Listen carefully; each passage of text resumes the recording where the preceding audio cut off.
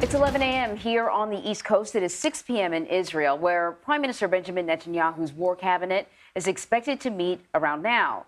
They are set to discuss a potential deal for the release of some of the hostages kidnapped by Hamas over a month ago. CBS News foreign correspondent Imtiaz Tyab is following all of this from Jerusalem.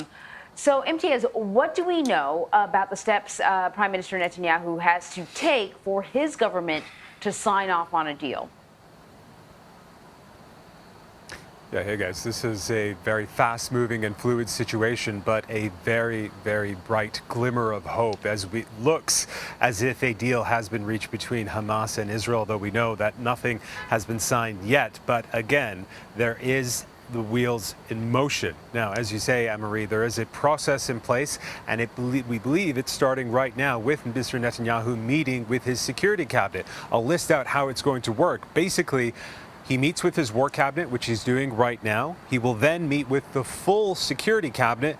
Once that is done and they've made the agreement that they do want to proceed with this deal, he will then go to the full government. And then after that, he will go to the Supreme Court. Of course, if the deal includes the release of prisoners being held inside of Israeli jails. Now, this may sound like a very complicated process, and it is, but it is not a unique process or an unheard of process. The reason it's so detailed and the reason it exists is we have to remember this is not the first war that Israel has fought with Hamas. This is not the first time they have negotiated with each other.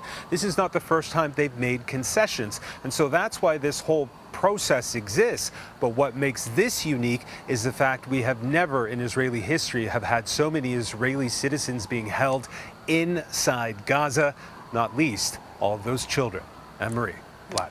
So the question, of course, Imtiaz, becomes, I've seen reporting that some have done with Hamas, with the leadership in Hamas, and when you ask what it is that they would like, what it is they would like to see, they say, well, freedom. But what does that really mean? What is Hamas demanding of the Israeli government in exchange for this ceasefire? Yeah, you have to forgive me, it's a call to prayer here in East Jerusalem, but I will try to speak over it. In short, what Hamas is looking for is time. Time. Because as part of this agreement is that they are going to see a ceasefire in place or a cessation of hostilities for 3 to 4 days. That could be extended if we see more hostages released. And Hamas needs time. If you look at the ground on Gaza, as we've been seeing now for the past 45 days, it has been devastated.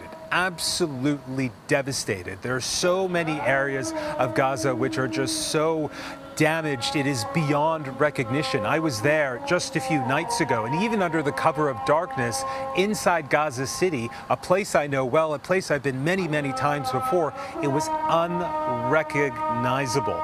But beyond that, what the reality of the situation on the ground is that the people of Gaza desperately need aid. The humanitarian crisis there is unlike anything we've ever seen before. After Israel cut off all food, all water, electricity, oftentimes cutting off communication supplies. Although we have seen some aid coming in through the Rafah border crossing, it's been minimal. And so, again, as part of this deal that has been reached or potentially reached between Israel and Hamas, negotiated by the Qatari government, we will not only see this stop in violence or this pause in violence, we'll see a lot of aid come in as well.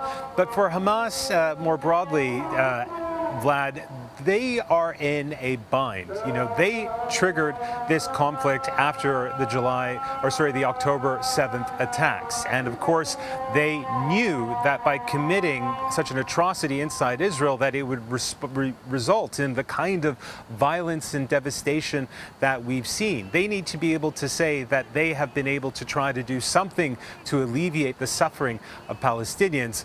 But let's be clear that very little of what's going to happen over the next couple of days, if this indeed happens, will do just that. Anne-Marie. At least for now, though, the fighting continues. So what is the situation on the ground near the Indonesia hospital in Gaza? Yeah, it's grim. But there's no other way to describe it. It is grim. It is effectively surrounded by Israeli forces who have been firing artillery shells at it. We understand that 12 people have died over the last 24 hours of the 2,600 or so civilians who are sheltering inside, the 400 patients who are being treated there as well, and of course all the medical staff are basically trapped inside under siege. And we saw this before at the Al-Shifa hospital, Gaza's largest hospital. And again, Israeli forces surrounded it, laid siege to it, and have effectively kind of emptied it out. And that is why the UN and other international aid agencies are saying that Gaza's health system has effectively no longer exist anymore, because anything that we would consider a hospital or a functioning medical system just does not work. But this is very complicated, because for Israel to target hospitals which are considered protected under international law, it needs to prove that these hospitals have been used by Hamas. It needs to prove that this hospital was used for what they describe as terrorist infrastructure. Now, when we were in Gaza a few nights ago, they showed us what they say was a tunnel leading into another tunnel underground. They showed us some small arms as well. But when it comes to the real legal definition of what Israel needs to prove about these hospitals, again, they describe them as terrorist infrastructure or command centers.